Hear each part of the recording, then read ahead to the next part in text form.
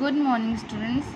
Now I am going to explain a second numerical. Okay, and this numerical is a particle is thrown up vertically with a velocity of 15 meter per second. What will be its velocity at the highest point of the journey? How high would the particle rise? What time would it take to reach the highest point? Okay, here we will take a g is equal to 10 meter per second square. Firstly we have to write the given. Okay, इस question में क्या क्या दिया है वो आपको सबसे पहले लिखना है. A particle is thrown up vertically with a velocity of 15 meter per second. Okay, so this is the u. आप एक ऑब्जेक्ट को ऊपर की तरफ फेंके हो कितनी वेलोसिटी देख के 15 meter per second. So it will be u. u is equal to 50 metre per second. Okay dear student, u is equal to 50 metre per second. Okay dear students, this is the u. It is also called initial velocity. Okay dear student, what is u? u is equal to 15 meter per second. It is the initial velocity. Second, what will be its velocity at the highest point? Okay, तो आपको बता दो सबसे पहले important point, highest point पे velocity zero होती है. ठीक है. Okay dear student, highest point पे वेलोसिटी हमेशा ज़ीरो रहती है, आपको याद होना चाहिए. तभी तो ऑब्जेक्ट नीचे की तरफ ड्रॉप होगा जब वहाँ पे v ज़ीरो हो जाएगा. तो that's why v is equal to zero. तो हमको इसका आंसर मिल गया. What will be its velocity at the highest point? It will be 0 meter per second. Okay dear student, after that we have to find how high would the particle rise. वो कितना distance cover करता है, इसके बाद वो नीचे की तरफ ड्रॉप होता है. ठीक है, मतलब आपको हाईएस्ट पॉइंट तक का डिस्टेंस निकालना है, ग्राउंड लेवल से हाईएस्ट पॉइंट तक का. सपोज है कोई बच्चा है ग्राउंड लेवल पे. ठीक है, उसने एक ऑब्जेक्ट को ड्रॉप किया हाईएस्ट पॉइंट यहाँ तक. Okay dear student, A to B. यहाँ पे u कितना था ऑब्जेक्ट का? 50 मीटर पर सेकेंड. अब वो हाईएस्ट पॉइंट पे v कितना हो गया? 0. अब वो यहाँ से यहाँ तक कितना डिस्टेंस कवर किया है, ये हमको फाइंड करना है. Okay, so here we will write the to find. हमको इस क्वेश्चन में क्या फाइंड करना है वो लिखना है.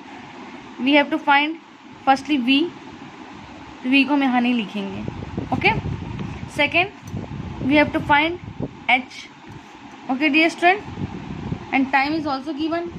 No, time is not given, but here g will be g is equal to 10 meter per second square. Okay dear student, g is equal to 10 meter per second square. This is the acceleration due to gravity. अब question ये हम यहाँ पे g क्यों लिए? क्योंकि हमारा object कौन सा मोशन कर रहा है? Free fall object. Okay dear student, यहाँ पे v इज इक्वल टू क्या हो जाएगा बेटा? 0 meter per second. Okay, now we have to find the highest distance. Okay, it is denoted by h. So we will use here third equation of motion. Okay, third equation of motion. Third equation of motion. Okay, आप सबको पता है equation of motion, third equation of motion v square minus u square is equal to 2as होता है. But ये free fall के लिए क्या हो जाएगा? ए की जगह पे g हो जाएगा, s की जगह पे h. Okay dear student, but यहाँ पे g के हम डायरेक्शन कौन सा लेंगे? g, ये ऑब्जेक्ट कहाँ मोशन कर रहा है?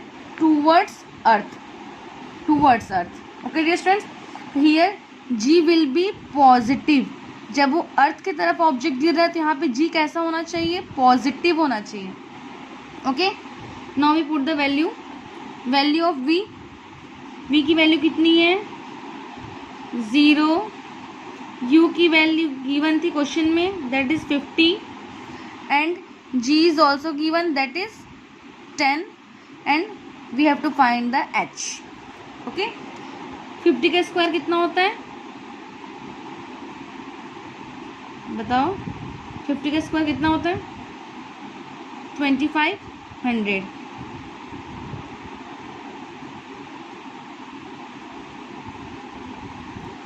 सबसे बड़ा मिस्टेक जो यहाँ होने वाला है वो क्या है, क्या ऑब्जेक्ट हमारा टूवर्ड्स अर्थ मोशन कर रहा है? Let me check. A particle is thrown up vertically with a velocity of 50 metre per second.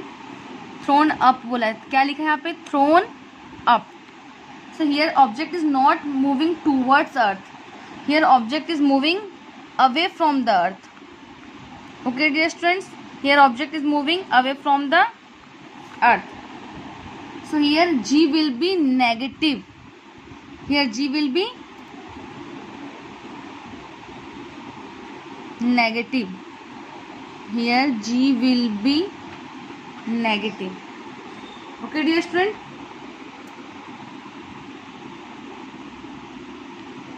Okay, 2 10s are 20 minus 20 H, minus to minus cancel. Here 20 is in multiplication. After transferring we will get 2500 upon 20. 0 to 0 cancel. After dividing we get 2 1 are 2, 2 2 are 4, 2 5 are 10. Okay, so value of H is 125 meter. Okay dear student, and third point we have to find what time would it take to reach the highest point. Here we have to also find time, वो highest point पे पहुंचने के लिए कितना time लिया. Okay, here we have to find also a time. So by first equation of motion we get V is equal to U plus gt, but here G is in negative, so it will be V is equal to U minus gt. V is the 0 and U is the 50 and G is the 10 and T is the T.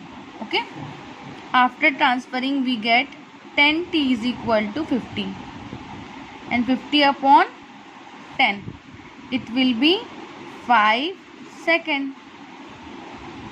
Okay dear student, so final answer is V is equal to 0 meter per second, H is equal to 125 meter and T is equal to 5 second.